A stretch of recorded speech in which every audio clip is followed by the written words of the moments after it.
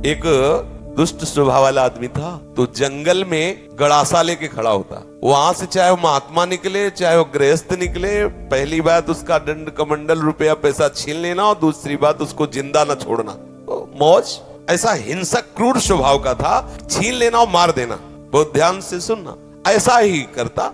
अब एक महात्मा जो बड़े भजनानंदी तपस्वी त्यागी थे, तो ऐसे संतों के दर्शन मात्र से पाप नष्ट होते हैं। संत दरस जिम पातक टरे, बड़े भाग पाइप सत्संगा, विनय प्रयास होई भव भंगा। ऐसे महापुरुष का सानिध्य जो ही मिला तो उसने उठाया गड़ासा। तो उनका क्यों भाई, क्यों मारोगे?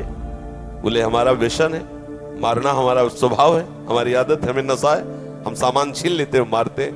बोले ऐसी दुर्गति होगी तेरी कि तुझे पता नहीं। वो तपबल संपन्न थे, वो जो बोल रहे थे वो ऐसा लग रहा था कि उसके दिमाग पे लग रहा है।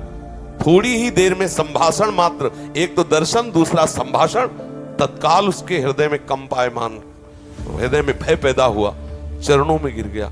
महाराज मैं तो बहुत पाप की, ये देखो संत दर्शन का फल, कोई उपाय बताओ। महाराज सब छोड़ दूंगा यदि मुझे शिष्य बना लो। तो उनका तुम्हें ऐसे शिष्य नहीं बनाएंगे, पहले तुम भारत के तीर्थों का अवगाहन करो, जब तुम पवित्र हो जाओगे तब तुम्हें शिष्य बनाएंगे। तुमने बहुत सी हत्याएं की है, बनाएंगे शिष्य, लेकिन पहले भारत के तीर्थों में भ्रमण करो। तो महाराज हम कैसे जानेंगे कि हम पवित्र हो गए, निष्पाप हो गए? तो उन्होंने एक सूखी लकड़ी दी और कहा जब ये हरी हो जाए, इसमें अंकुरण हो जाए, तो वहीं से लौट आना, जानना तुम निष्पाप हो गए। चल पड़ा। और महापुरुष की प्रेरणा, ये होता है संत का प्रभाव। अब वो लकड़ी ली सूखी और चल पड़ा। 10 किलोमीटर चला होगा तो एक जंगल में एक बहुत बड़ा बट वृक्ष था, बरगद का, बहुत बड़े बड़े पेड़, बरगद के बहुत बड़ी, उसकी जड़ से आके शाखाओं से नवीन वृक्ष की रचना, बहुत बड़ा वृक्ष था। उसी के नीचे सोचा रात्रि काट लेते हैं, फिर हम तीर्थ यात्रा में जाएंगे। उसी के नीचे तो 4 बदमाश ऊपर चढ़े हुए थे, चोर, और वो समीप वाले गांव में चारों तरफ से आग लगाने का प्लान बना रहे थे कि तुम दक्षिण की तरफ से आग लगाना, तुम उत्तर की तरफ से आग लगाना, और फिर जो निकलेगा उनको मारेंगे, ऐसा ऐसा। उसने सोचा इतने पाप किए हैं, अब तीर्थ यात्रा तो जा ही रहे, इन 4 को और मार देते हैं, क्योंकि ये 4 मरेंगे तो पूरा गांव बच जाएगा। अब तीर्थ ही जा रहे तो जब 50-100 वो मारे तो 2-4 इनमें क्या जाता है। उन्होंने आवाज लगाई, ये सुनो तुम्हारा प्लान ठीक नहीं है। तो देखा कि कोई हमारे प्लान को सुन लिया, तो उनका देखो हम तुम्हारे गुरु हैं इस बात के, जीवन हो गया गड़ासा चलाते हुए, मुझे पता है तुम फंस जाओगे, नीचे उतरो। अब एक साथ थोड़ी उतरेंगे, एक एक उतर। बड़ा वृक्ष था तो जड़ की आड़ में, उसको पता था, मारने का अभ्यास था, बिना अस्त्र शस्त्र के हाथ ही से मार दिया, 4 को मार दिया।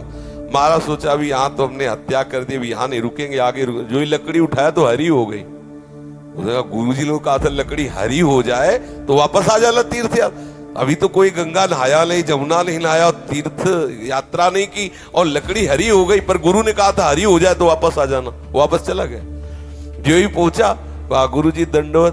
बोले तीर्थ यात्रा के लिए भेजा था, वापस कैसे आ गए? बोले आपने कहा था जहां आपकी लकड़ी हरी हो जाए वहीं जान लेना, पवित्र हो गए। तो गुरु जी लकड़ी तो हरी हो गई। तो बोले किस तीर्थ में लाया? बोले ना आया नहीं, 4 को और मार दिया।